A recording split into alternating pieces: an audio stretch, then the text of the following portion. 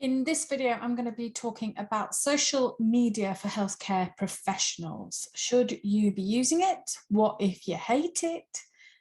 How do you avoid getting overwhelmed when you just, don't know what to post about and it's taking over your life, and kind of do's and don'ts and all kind of social media, particularly for healthcare businesses and helping professionals. So this has been asked a few times, and I work with quite a lot of members on this because it is an important part of your marketing strategy, but your decisions are going to be individual decisions. So I have some members who have decided not to use social media, and some members who love it and thrive with social media. So it's not necessarily a one size fits all decision when it comes to the use of social media. So if you're not sure whether you should be using social media or don't want to, I would advise getting a copy of my Build It Brilliant Blueprint book, because that will help you to work out the blueprint for your own business, and then you can decide whether social media is something that you want to invest time and effort into. I think in this day and age, social media is this a real person? Does this company exist? So there's a certain amount of validity that comes with people typing in your name and being able to come across your social media accounts. I think if you have a business strategy that doesn't focus on the people who are using social media, then that's the time that you don't use it. Many businesses were very successful before social media existed. So although social media has come in and taken over our lives, and I think you should think very long and hard about what you're going to do if you're not going to use social media, because there's so many millions of people on it that you have the potential to talk to and access, then my question would be, how are you going to get clients if you're not going to use social media? But there is definitely a way of working that out if social media is absolutely not for you. The other option with social media is to outsource it to someone else. So I think if you're going to go down that route, you need to firstly look at your figures. Again, that is something that I cover in the book, and make sure that your business model supports the addition of somebody helping you from that perspective. And then when you're recruiting somebody to do that, make sure that they know your industry and they know your branding and they know your tone of voice, so that you can make sure there's nothing going out on social media that doesn't feel like it comes from you or your company. So in terms of social media, it could be a full-time job. It really could. If you decided that you were going to post regularly on social media on all the various platforms, then you are talking about your own full-time job. So we need to make some very clever decisions when it comes to social media. Potentially, if you have a clinic and you have a number of people, then you might use more social media platforms and somebody looking after that for you. If you are a one-man band and you are starting out in business, then you'll want to have a look at limiting your social media strategy, because you can't do all the channels and you can't post in all the different places. There just isn't enough of you to do it very well.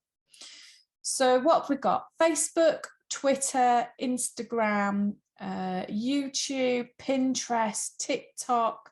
There's so many different ones, and there is a strategy behind using them. And I personally would prefer if you decided on one and were really good at it and chose the right platform for your business and were consistent in terms of what you're doing on it and growing your audience on it, than spreading yourself so thin that you're trying to do 6 or 7 different platforms and really not getting anywhere because you just spread way too thin. And what you can do on the other ones is you could have a business profile, but you could direct people from there into the one that you choose. So you could just put on there saying, hey, I do exist, but my main social media platform is blah. Oh, I missed LinkedIn off the list as well. Although there's some debate over whether that's considered a social media platform or a database. But anyway, let's add it in there. So yeah, so you could put on LinkedIn a post, for example, say my main social media platform is Instagram. So therefore, going for my latest information, go and have a look on there. So, or you can say I only respond to messages from Facebook. So go and have a look at that, for example. So you can point the other ones towards the one that you use the most and then just post on one. Choose your audience and where they may be and what kind of content you like creating. So if you really enjoy videos, then a YouTube may be a better option for you for that platform. And if you prefer images and you really like kind of designing images, then Instagram might be worth it. If you're particularly looking at a professional offering, then LinkedIn may be the place for you to go. If you've got events and you want to talk to a wider audience, then Twitter is potentially an option. So it's about choosing the social media platform that matches your business strategy. The other part that I help people with, and my BIB Accelerator members, I've created some more resources for them, such as some posting ideas and some hashtags for the helping professions. And we also have a webinar on all the different social media platforms, which a good friend, Claire Clifford, did that for us. So there's more resources on the Accelerator if you want some more help with your social media from a healthcare professional point of view. So anyway, so you're going to choose a good strategy and you're going to choose the platform or platforms that you are really going to invest your time and effort and strategy into. You do not open a business, open your doors, and then suddenly people flood to your social medias. That's just not how it happens. It happens very slow burn and very much over time. So your social media strategy is a long-term strategy. You are not going to get huge amounts of clients in a very short space of time through your use of social media. It is social. It is a way to help people to get to know, like, and trust you, your personality, your business, what you do, all those kinds of things is what you should be posting about on your social media. How often should you be posting? Once a day is plenty. 3 times a week is a good place to start if you've never done it before and you want something that's quite manageable. And it is so much better to batch your social media content. So you sit for a particular amount of time and you batch create your social media content, then much better than sitting there on a daily basis, sort of going, what am I going to put on social media today? We want to be thinking about your audience, about what they want from your account, what they're going to see, and really kind of speaking to them and addressing them in a way that's going to be really helpful for them. So social media calendars, what I generally do is over the week, I'll have certain posts going out on certain days. So I'll have a post about me on one day, I'll have a post about a service that I'm offering on another day, an industry article on another day. So I have set things sort of, you know, Monday to Friday each day. And then what I do is I sit down and I find 4 articles at once, and then I will schedule those in for the 4 weeks. And then I will create posts like quotes, for example. You could create 60 quotes and you could post 1 a week and schedule those. That's another one done. You could write a post about a product of yours and then schedule that into your calendar once a month. So it's much easier if you sit and you batch create content and then you schedule it over time. Schedulers, reach is not fantastic on social media. So you write a post, you think everyone's going to see it, and that's just not the case. There's a very small percentage of your audience who actually see your content. So with that in mind, if you use schedulers such as Hootsuite or what was the other one that I was looking at early on? You know, all these Buffer, all these kind of social media schedules.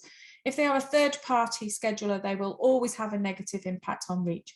But then on the other hand, it allows you to schedule much more content. So Do you overcome the fact that not many people see it because you're posting content more often? Quite potentially.